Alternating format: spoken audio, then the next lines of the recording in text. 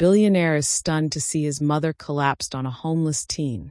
He runs over and she had $8, a worn blanket, and a choice that would destroy her or define her. When 16-year-old Zoe Evans found a confused woman collapsing in the snow, she could have walked away. She could have saved herself. Instead, she wrapped the stranger in her only blanket, the last thing connecting her to the life she'd lost, and held her through 6 hours of killing cold. By midnight, they were both dying. But what happened next? Nobody could have predicted it. This is the true story of one brutal February night that saved 2 lives, shattered a billionaire's world, and proved that sometimes the person you save ends up saving you right back. Stay with me, because by the end of this story, you'll never look at a stranger the same way again. Welcome back, my wonderful family and friends. If you're tuned in and excited for today's story, don't forget to hit subscribe and tell me in the comments where you're watching from. Tomorrow, I've got another amazing story coming your way, and you won't want to miss it. Now let's dive in. Her name was Zoe Evans, and she was 16 years old. Just 16. At an age when most kids are stressing about midterms and weekend plans, Zoe was stressing about where she'd sleep that night. She'd been on her own since she was 8, when her mother, drowning in addiction, surrendered her to the state. 8 years of group homes, emergency placements, foster families who forgot her name. That February night, Zoe had exactly $8 in her pocket. The group home had asked her to leave. Not because she'd done anything wrong, but because she'd turned 16 and aged out of their program. That's how it works when you're in the system. You age out. You're on your own. Good luck. She walked through the Sterling Heights neighborhood, trying to stay warm, trying to figure out her next move. The mansions stood tall and untouchable, their windows glowing with golden light. Inside, families were having dinner, watching movies, being together. Outside, Zoe walked alone, her thin blanket clutched around her shoulders, doing almost nothing against the savage cold. She wasn't supposed to be in this neighborhood. She knew that. A teenage girl with a backpack, walking slowly past multi-million-dollar estates. That's the kind of thing that gets police called. But Zoe was just trying to stay warm, trying to keep moving, because if she stopped, the cold would win. The temperature had dropped to 15 degrees Fahrenheit. Her breath came out in white clouds. Her fingers were already going numb. And then she heard it. A voice. Weak. Confused. Frightened. Hello. Is someone there? I can't find my way home. Every instinct told Zoe to keep walking. Getting involved with other people's problems when you looked like her, when you had no address and no one to vouch for you. That was dangerous. That was the kind of thing that could get you detained, questioned, sent back to a system that had already chewed her up and spit her out. But the voice continued, trembling and lost, and Zoe found herself walking toward it. At the base of a grand stone staircase, she found an elderly woman. Silver hair disheveled around her face, wearing nothing but a nightgown and thin robe, shivering violently in the February freeze. She was clutching something to her chest, a medical bracelet, ripped from her wrist. The metal glinted under the estate's security lights. "Ma'am," Zoe called out softly, kneeling down. "Are you okay? Are you lost?" The woman turned to her, eyes clouded and confused, lips already turning blue. "I need to find Elias," she said, her voice trembling. "My son. He's waiting for me. I'm supposed to be inside. Why am I out here?" Zoe's heart sank. She recognized those signs. Her own grandmother had been the same way in her final months before the stroke. Dementia. This woman was having an episode. "What's your name, ma'am?" Zoe asked gently, reaching out to steady her. "Beatrice. Beatrice Sterling." The name on the medical bracelet clutched in the woman's trembling hand. Zoe looked up at the massive mansion behind them. Every window dark. No car in the driveway. The front door, 50 feet away, firmly shut. Whoever lived here, whoever was supposed to be watching Beatrice Sterling, wasn't home. And it was 6:23 p.m. on the coldest night of the year. Zoe pulled out her phone. 12% battery. Her fingers hovered over 911. If I call them, they'll come for her. But they'll take me too. They'll ask questions. They'll want to know why I'm here, who I am, where I'm staying. And then they'll send me back. Back to the shelters. Back to the group homes. Back to the system that had failed her over and over again. Zoe looked at Beatrice Sterling, shivering violently, barely conscious, and made a choice. She slipped her phone back into her pocket. "Okay, Mrs. Sterling," Zoe whispered, wrapping her blanket around the elderly woman's shoulders. "We're going to wait right here until someone comes home. I'm not leaving you. I promise." Beatrice looked at her with clouded, confused eyes. "What's your name, sweetheart?" "Zoe. My name is Zoe Evans." "That's a beautiful name," Beatrice murmured, leaning into Zoe's warmth. The snow began to fall, and neither of them knew that help wouldn't arrive for 6 more hours.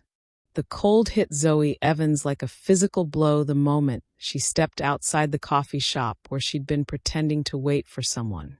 16 years old, and she'd already perfected the art of looking like she belonged somewhere when she belonged nowhere at all.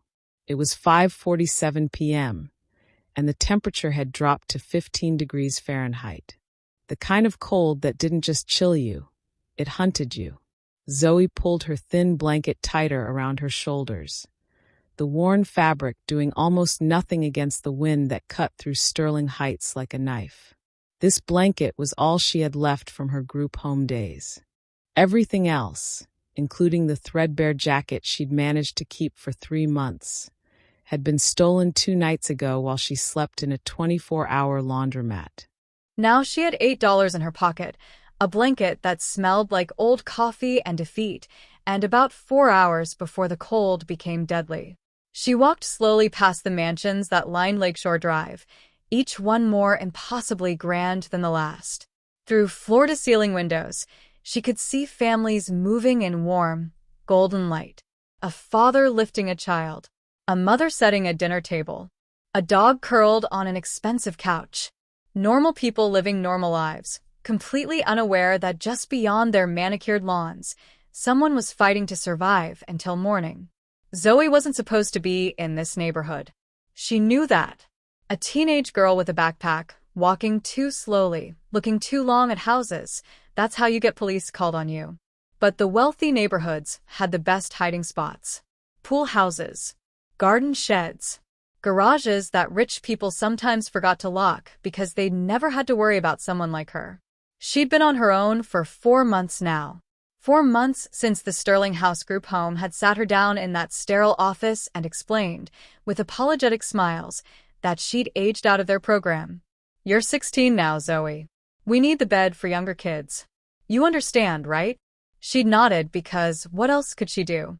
The social worker had handed her a pamphlet about youth shelters and a bus pass. "You're on your own now, Zoe. Good luck." Good luck. As if luck had anything to do with it. As if kindness or second chances or people who kept their promises were things that existed in her world. Zoe's breath came out in white clouds. Her fingers were already going numb. She needed to find somewhere warm before full dark, before the temperature dropped even further, before her body stopped being able to fight back. She turned down a side street, scanning for options when she heard it. A voice, weak and confused, coming from the shadows between 2 estates. "Hello? Is someone there?" And just like that, everything changed. Zoe found her at the base of a grand stone staircase, nearly invisible in the deepening shadows.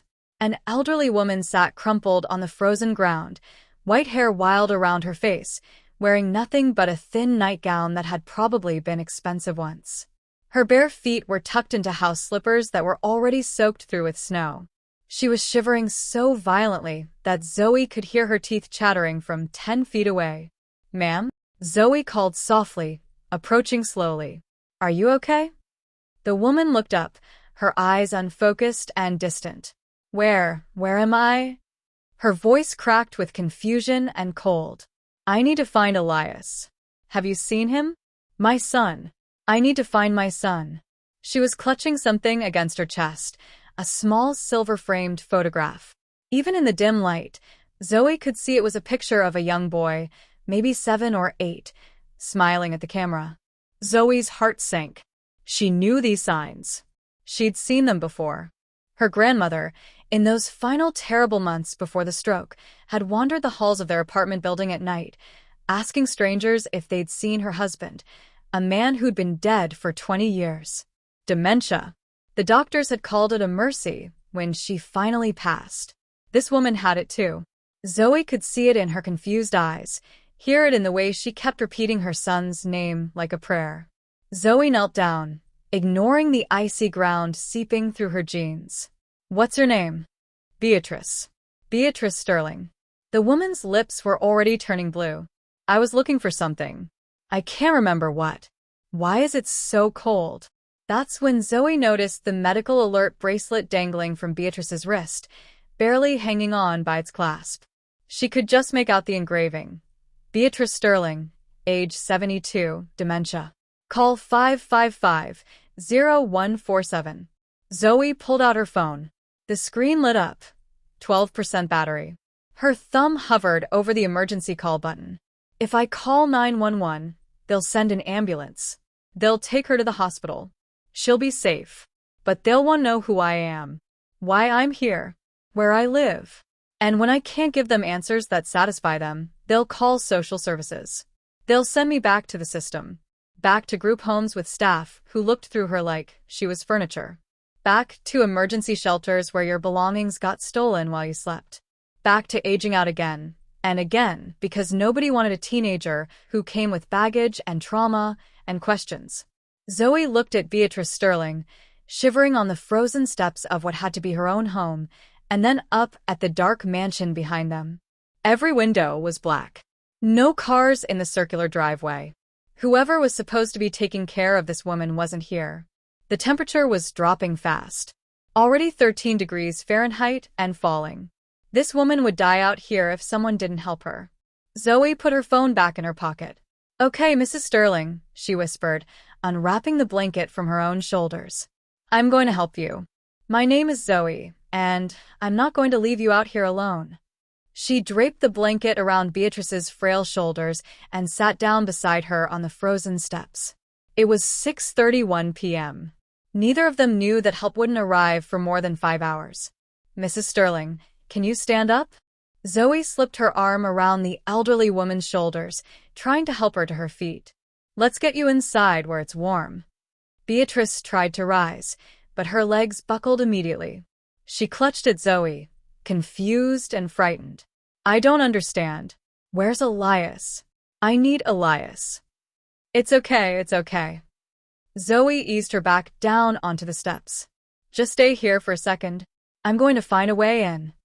She ran up the stone staircase to the mansion's front door. Locked. She tried the handle again, harder. Nothing. She moved along the front of the house, testing every window she could reach. All locked. She ran around to the side entrance, past perfectly manicured hedges and an empty fountain. That door was locked too. Suddenly, motion sensor lights blazed to life, flooding the entrance in harsh, white light. Zoe froze, her heart hammering. Security lights. Which meant security cameras. Which meant someone might be watching right now. The police could be on their way. She waited, breath held, counting the seconds. No sirens. No voices. No one came running. The house was empty.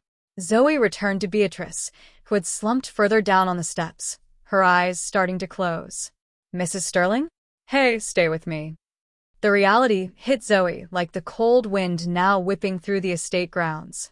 They were locked out. Beatrice's family wasn't home. And the temperature was still dropping. She could feel it in the way her fingers had gone from numb to completely dead. She looked down at the blanket still draped around Beatrice's shoulders. The only thing Zoe owned that was worth anything. The only thing keeping her alive on nights like this. She tucked it tighter around the elderly woman. We'll just wait here until someone comes home, Zoe said, trying to sound confident even as her voice shook. Someone will come. They have to. She sat down beside Beatrice and pulled her close, trying to share what little warmth her own body could still produce. My name's Zoe, she said, forcing herself to keep talking. Zoe Evans. I'm 16. I know that probably sounds young, but I've been taking care of myself for a while now. I'm good at it. Beatrice turned her head slightly, her clouded eyes trying to focus. You're just a baby. I'm tougher than I look. Zoe rubbed Beatrice's arms through the blanket, the way she remembered her grandmother doing for her during their last winter together. Tell me about Elias. Your son. What's he like? The snow began to fall, soft at first, then harder, the flakes catching in Beatrice's white hair like a crown of ice. The wind picked up, howling through the empty spaces between the mansions.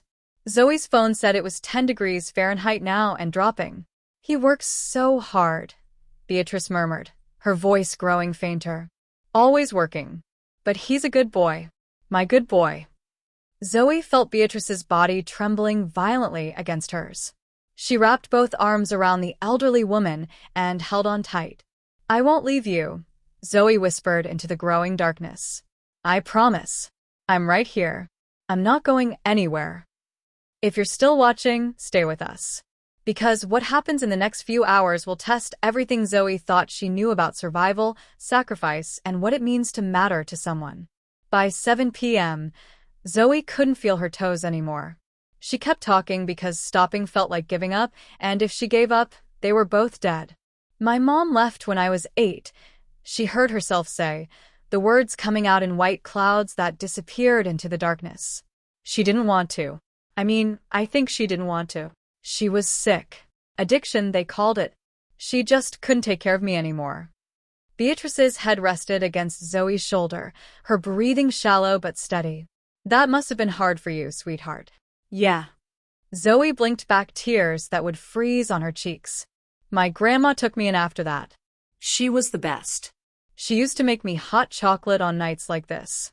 Extra marshmallows. What's your name again, dear? Zoe. Zoe Evans. Beatrice smiled faintly, her lips cracked and pale. That's a beautiful name. So beautiful. The snow fell harder now, accumulating on the steps around them, on their shoulders, in their hair. Zoe brushed it away from Beatrice's face with fingers she could barely control. At 8 p.m., headlights swept across the mansion next door. Zoe's heart leaped. A car was coming down the street, moving slowly through the snow. She tried to stand, to wave, but her legs wouldn't cooperate. Help, she tried to call out, but her voice came out as barely a whisper, swallowed by the wind. The car slowed even more as it passed the estate. Please, Zoe breathed. Please see us. Please stop. The car kept going, its taillights disappearing into the swirling snow. Zoe slumped back down, pulling Beatrice closer. Her fingers had gone completely numb now. She couldn't tell where the blanket ended and her own frozen skin began. The cold had moved from outside her body to inside it, settling deep in her bones. By 9 p.m., Beatrice had stopped responding to most of Zoe's questions. Mrs. Sterling? Zoe shook her gently, fear spiking through the fog in her mind. Hey, stay with me. Don't go to sleep. You can't go to sleep. No response. Tell me about Elias. Zoe tried again, her voice cracking. Your son. Tell me about your son. Beatrice's eyes fluttered open, just slightly. He's so busy, she whispered. Always working. Building his company. Making his fortune. But he's a good boy. My good boy. A good boy who didn't know his mother was dying on his front steps. Zoe felt something break inside her chest, not from the cold, but from the terrible sadness of it all. Here was this woman, wealthy enough to live in a mansion, confused and lost, and no one had noticed she was gone. And here was Zoe, who had nothing and no one, holding a stranger and slowly freezing to death. He'll come home, Zoe whispered, though she was no longer sure if she was trying to convince Beatrice or herself. Someone will come home. We just have to hold on a little longer. But as the wind howled and the temperature dropped to 8 degrees Fahrenheit, Zoe was starting to understand that holding on might not be enough. Stay with us. The hardest hours are still ahead. At 10 p.m., Zoe stopped shivering. For a moment, she felt almost warm. Peaceful, even. Her body had stopped fighting the cold, stopped trying to generate heat it no longer had. This was it. The final stage. She'd read about hypothermia once in a library book, back when she still had access to libraries. When your body stops shivering, you're close to the end. Her vision blurred. Thoughts scattered like snowflakes, impossible to catch and hold. She looked down at Beatrice, still breathing in shallow gasps against her chest. "I'm sorry, Bea," Zoe whispered, using the nickname without thinking. "I tried. I really tried." At 10:30 p.m., she felt something. A pressure against her hand. Beatrice's fingers, impossibly weak, squeezing hers. "Don't leave." The words were barely audible, but they cut through the fog in Zoe's mind like a knife. "I won't." Zoe forced her eyes open, forced herself to stay present. "I'm right here. I'm not going anywhere." At 11 p.m., in a moment of sudden clarity, Zoe noticed the medical bracelet still dangling from Beatrice's wrist. Her frozen fingers fumbled with the clasp. It took 3 tries, but she finally got it free. She clutched it in her hand, the metal so cold it burned. "So they'll know who she is," Zoe mumbled to herself. "So they'll help her." By 11:20 p.m., Zoe's head was drooping forward. A memory surfaced from somewhere deep. Her grandmother's voice, warm and steady, from a lifetime ago. "Zoe, baby, always be kind. Even when the world isn't kind to you." "I tried, Grandma," Zoe whispered into the darkness. "I try to be kind." She turned her head slightly toward Beatrice. "You weren't alone," she said, each word an enormous effort. "I want you to know that.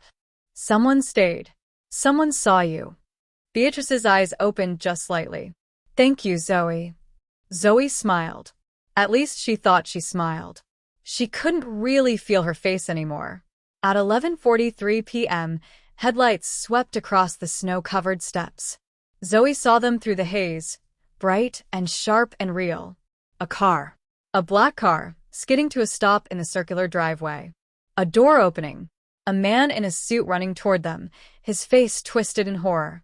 Zoe used everything she had left, every last spark of strength, every final ounce of will, to lift her hand. The medical bracelet dangled from her frozen fingers, catching the headlights. "She needs help." The words came out as barely a breath. The man dropped to his knees in front of them, and Zoe saw his face clearly for the first time. He looked like the boy in the photograph Beatrice had been clutching. Older now, but the same eyes. "Mom," he screamed. "Mom, can you hear me?" He turned to someone behind him. "Call 911. Now." Zoe tried to speak again. Had to tell him. Had to make him understand. "Dementia," she got out. "I found her." The man's eyes met hers. Brown eyes filled with terror and confusion, and something that looked almost like wonder. "Who are you? What happened?" "I couldn't leave her." The darkness rushed in like a wave, and Zoe felt herself falling, felt the medical bracelet slip from her fingers onto the snow-covered stone. The last thing she heard was the man's voice breaking. "Stay with me. Both of you stay with me. Help is coming. Please. Please stay." Then everything went black. What happens next will change everything. Stay with us. Elias Sterling had closed a $340 million deal that night. He'd stayed for champagne, for handshakes, for the congratulations of men who measured success in zeros and commas. His phone had buzzed twice with calls from the care facility. He'd check on his mother in the morning. Now he knelt on frozen stone, cradling a body that barely felt alive, and understood exactly what his priorities had cost. "Mom." His hands shook as he checked for a pulse. "They're faint, irregular, but there." "Mom, can you hear me?" Beatrice's eyes didn't open. Her skin was ice. Her lips were blue. Beside her, collapsed against the steps, was a teenage girl, covered in snow, lips the same terrible shade of blue. Her arms were still positioned as if holding someone, even in unconsciousness. Sir. His driver, Marcus, appeared with blankets from the car, his face stricken. Ambulance is 3 minutes out. Elias wrapped his mother in a blanket, then grabbed another for the girl. She was so young. 16, maybe 17.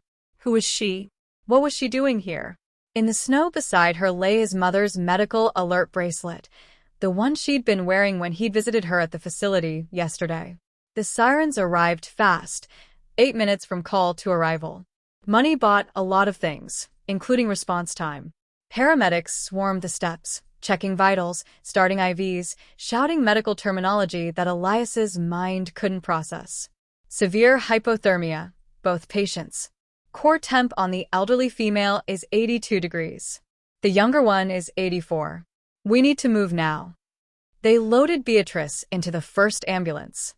Elias climbed in behind her, gripping her hand as they pulled away, sirens screaming into the night. Mom, I'm so sorry. His voice broke. I should have been here. I should have checked on you. I should have. Mr. Sterling. The paramedic's voice was gentle but firm. Save your strength. She needs you to stay calm. At Northwestern Memorial Hospital, they were rushed into separate trauma bays. Doctors descended with heated blankets, warming IVs, equipment Elias couldn't name.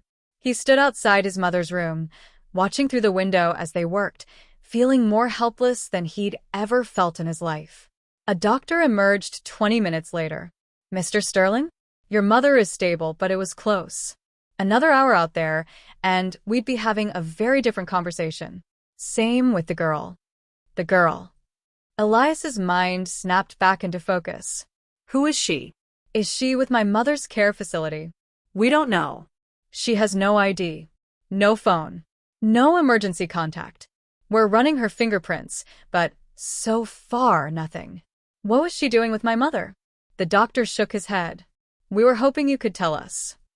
Elias stood there, staring at nothing, his mind replaying the scene over and over. The girl collapsed beside his mother, her hand holding the medical bracelet. Her final words, I couldn't leave her. She'd been holding his mother, keeping her warm. For how long? I need to see the security footage, Elias said suddenly. From my estate. I need to see what happened. Because nothing about this made sense. A homeless teenager. His mother, who should have been safe in a facility. Both of them nearly dead on his doorstep. What had he missed? The answer, when it came, would shatter everything he thought he understood about wealth, worth, and what it means to save someone's life. Stay with us. The truth is about to be revealed.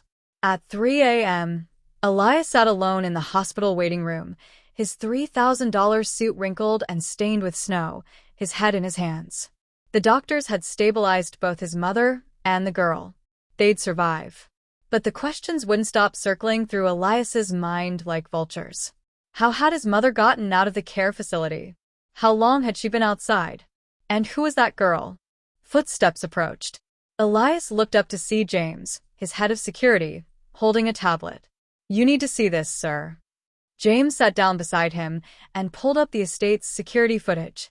This starts at 5:47 p.m. The side entrance, the one the housekeeper was supposed to lock before she left for the day. The screen showed his mother wandering out of a door, confused, clutching something to her chest. She was wearing only her nightgown. Elias's, keep watching, James said quietly. At 6:23 p.m., a teenage girl appeared on screen, walking past the estate. She spotted Beatrice, stopped, and approached. The footage had no audio, but Elias could see the girl's face clearly, concern, then recognition of something wrong. He watched as the girl pulled out her phone, stared at it, then put it away. She wrapped something around his mother, a blanket. She helped Beatrice sit on the steps. And then she sat down beside her. Fast forward, Elias said, his voice hoarse. James sped through the footage. 7 p.m., 8 p.m., 9 p.m. The girl never left. She stayed there, holding his mother, talking to her, keeping her awake. At one point, a car drove by. The girl tried to wave, but was too weak. The car kept going. Play at normal speed from 11 p.m., Elias whispered. At 11:15 p.m., The girl was clearly in the final stages of hypothermia. Her head kept drooping. She'd stopped moving. But her arms were still wrapped around Beatrice, still holding her close. The camera captured her lips moving. James had enhanced the footage, added subtitles based on lip-reading software. You weren't alone. Someone stayed. Elias felt something crack inside his chest. At 11:20 p.m., the girl spotted the medical bracelet on Beatrice's wrist. With frozen fingers that barely worked, she removed it and clutched it in her hand. So whoever found them would know who Beatrice was. Would know she needed help. Even dying, she was thinking of his mother. At 11:43 p.m., Elias's car appeared on screen. The girl held up the bracelet with the last of her strength. Elias put his head in his hands and wept. She didn't have to stay, he said, his voice breaking. She could have called someone. She could have walked away. She chose to stay. And I wasn't there. I wasn't there for either of them. For 6 hours, a homeless teenager had done what he should have done. Had been there when he wasn't. Had sacrificed everything to keep his mother alive. Mr. Sterling? A nurse stood in the doorway. Your mother is stable and resting. And the girl, Zoe, she's awake. She's asking if your mother is okay. Elias stood, wiping his eyes. Her name is Zoe? That's what she told us. Zoe Evans. She has no family. No emergency contact. No place to go. Elias looked back at the frozen image on the tablet. Zoe, barely conscious, still holding his mother. Take me to her, he said. Right now. What happens next will change both their lives forever. Stay with us. Elias stood outside the hospital room for a long moment before entering, trying to find the right words. There were no right words for what he needed to say. He pushed open the door. The girl, Zoe, was wrapped in heated blankets, and running into her arm, her dark hair spread across the pillow. She looked impossibly young. When she saw him, her eyes went wide with fear, and she tried to sit up. I'm sorry. The words tumbled out in a panic. I tried to help, I didn't mean to, I know I shouldn't have been there, but she was so cold, and I couldn't just. Stop. Elias held up his hand, his voice gentle. Zoe. That's your name, right? She nodded, trembling. You saved my mother's life. Zoe stared at him, confusion replacing the fear. Is she okay? Because of you, yes. Elias pulled a chair close to the bed and sat down. The doctor said another hour in that cold, and we'd have lost her. You kept her alive. Zoe looked down at her hands, wrapped in bandages for frostbite. I couldn't leave her. Silence filled the room. Then Elias asked the question that had been haunting him since the nurse mentioned Zoe had no emergency contact. Where do you go when they discharge you? Zoe's jaw tightened. I'll figure it out. I always do. No. The word came out firmer than Elias intended. You're not going back to the streets. You don't understand. I watched the security footage, Zoe. All of it. Elias leaned forward. I saw you find my mother at 6:23. I saw you think about calling for help, and then put your phone away. I saw you give her your blanket, your only blanket. And I watched you hold her for 6 hours in temperatures that should have killed you both. Zoe's eyes filled with tears. She needed someone. She was so confused and scared. I couldn't just. I know. Elias's voice cracked. You did what I didn't. You were there. You gave her everything you had to keep a stranger alive. I'm nobody, Zoe whispered. I'm just. You're the reason my mother is alive. Elias took a breath. And you're coming home with us. Zoe shook her head, tears spilling over. I can't. You don't have to do this. I don't need. This isn't charity, Zoe. Elias met her eyes. This is family. My mother's first words when she woke up, before she even asked for me, were your name. Zoe stayed. Zoe didn't leave me. She wants to see you. She wants to thank you. I don't understand, Zoe said, her voice breaking. You're 16 years old, and you almost died saving my mother. The least we can do, is make sure you never have to survive another night on the streets. Elias pulled out his phone. I'm calling my lawyer right now. We're starting guardianship paperwork today. You're part of this family now, Zoe. If you'll let us. Zoe stared at him for a long moment, then broke down completely. Deep, wrenching sobs that seemed to come from years of holding everything in. Elias stood and gently put a hand on her shoulder. You're safe now. I promise. You're home. For the first time in 8 years, Zoe Evans let herself believe that maybe, just maybe, someone had actually chosen her. The story could end here. But the best part? It's just beginning. Stay with us.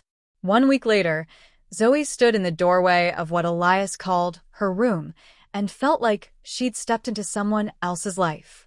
The bedroom was bigger than any apartment she'd ever lived in. A queen-size bed with more pillows than one person could possibly need. A desk by the window overlooking the estate grounds. A closet that Elias had already filled with clothes in her size. Jeans, sweaters, winter coats. Real ones, not the thin jackets that did nothing against the cold. Is it okay? Elias asked, watching her face. If you don't like anything, we can change it. Zoe couldn't speak. She just nodded. That first night, she barely slept. She kept waiting for someone to realize the mistake they'd made. Kept expecting someone to knock on the door and tell her to pack up and leave. But morning came, and she was still there. Beatrice was having a good day. She sat in the sunroom, wrapped in blankets, and when Zoe walked in, her face lit up. There's my girl. Zoe sat beside her, and Beatrice took her hand. My guardian angel, she whispered. That's what you are, you know. I'm just Zoe, Zoe said softly. No. Beatrice squeezed her hand. You're the girl who stayed. Don't you ever forget that. Elias enrolled Zoe in a private school and hired a tutor to help her catch up on everything she'd missed during her years in the system. The tutor, Mrs. Chun, was patient and kind and never made Zoe feel stupid for not knowing things other kids her age knew. But despite everything, the room, the clothes, the tutors, the family dinners, Zoe couldn't shake the feeling that this was temporary, that she was a charity case, that eventually they'd get tired of her and she'd be back on the streets. 3 weeks in, she tried to leave. It was 2 a.m. when she packed her backpack with a few essentials and tiptoed down the grand staircase. She made it to the front door before a voice stopped her. Where are you going? Elias stood at the top of the stairs in a t-shirt and sweatpants, his hair disheveled from sleep. I should go, Zoe said, her voice barely above a whisper. You've done enough. You don't need to. Zoe. Elias came down the stairs slowly. This is your home. You're not a guest. You're not temporary. You're my sister now. You don't have to say that. I'm not saying it because I have to. Elias took the backpack from her hands and set it down. I'm saying it because it's true. You saved my mother's life. You almost died doing it. And even if you hadn't, even if we'd met some other way, I'd still want you here. We both would. Zoe's eyes filled with tears. I don't know how to do this. How to be part of a family. Neither do I, honestly. Elias smiled sadly. I've spent the last 10 years building a company and forgetting I even had a family. You reminded me what matters. So we'll figure out together. Deal. 6 months later, Zoe passed her GED with flying colors, 91st percentile overall. Elias threw a celebration dinner. Just the 3 of them, Zoe, Elias, and Beatrice, who was having one of her increasingly rare good days. Beatrice raised her glass of sparkling cider, her hand shaking slightly, but her eyes clear and bright. To Zoe, she said. The bravest girl I know. Zoe raised her own glass, tears streaming down her face, and for the first time in 8 years, she let herself believe she was home. But the story doesn't end here. What Zoe does next will change countless lives. Stay with us for the final chapter. 2 years later, Zoe Evans walked across the campus of Northwestern University with a backpack full of social work textbooks and a purpose she'd never imagined she could have. She was 18 now, a college freshman, a survivor who'd become a guardian for others still surviving. The Beatrice Sterling Foundation for Homeless Youth had launched 6 months ago, and Zoe had helped Elias build it from the ground up. Not as some symbolic figurehead, but as the youth coordinator, the person who actually understood what these kids needed because she'd been one of them. The foundation provided emergency shelter, long-term housing, education support, and, most importantly, a family. Real adults who showed up, who remembered their names, Who chose them? On a cold Saturday in November, Zoe stood at an outreach event in Lincoln Park, the same neighborhood where she'd nearly died 2 years ago. She was handing out cards with the foundation's hotline when she noticed a girl hovering at the edge of the crowd. 15, maybe 16. Torn jacket. Guarded eyes. The look of someone who'd learned not to trust promises. Zoe walked over slowly. Hey. I'm Zoe. You hungry? We've got food. The girl's eyes narrowed. What's the catch? No catch. Just food. Why do you care? The question was sharp, defensive. You don't know me. Zoe knelt down so they were eye level. Because someone cared about me when I had nothing.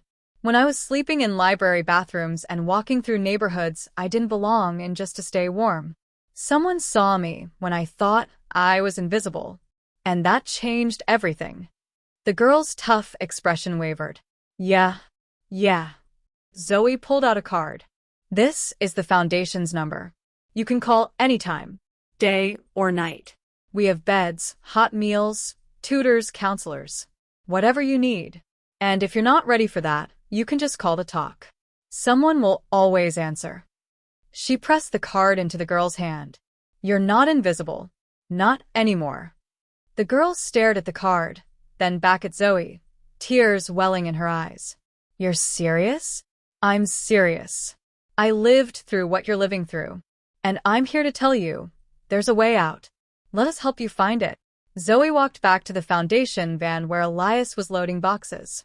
He looked up and smiled. You're really good at this, you know. I learned from the best.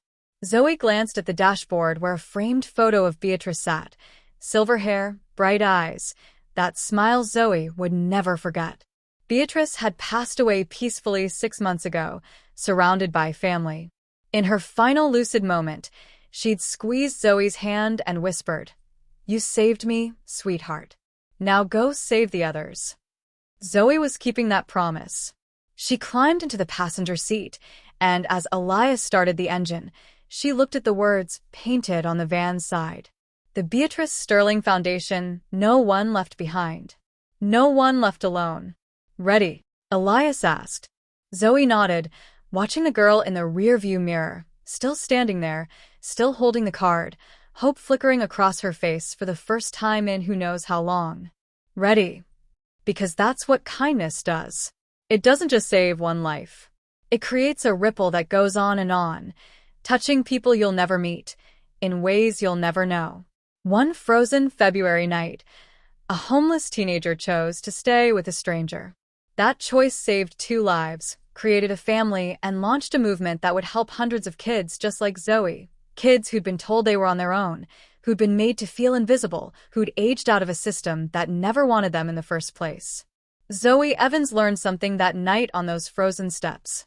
Something the world had tried to teach her wasn't true. She mattered. Her life had value. Her kindness had power. And now, every single day, she makes sure other kids know it too. Thank you so much for watching all the way to the end. If this story moved you, share it. Because somewhere out there, someone needs to hear that they're not invisible. That someone will stay. That kindness still exists in this world. And maybe, just maybe, your share will reach exactly the person who needs to hear it most. So go ahead and click the image on your screen now to watch the next story.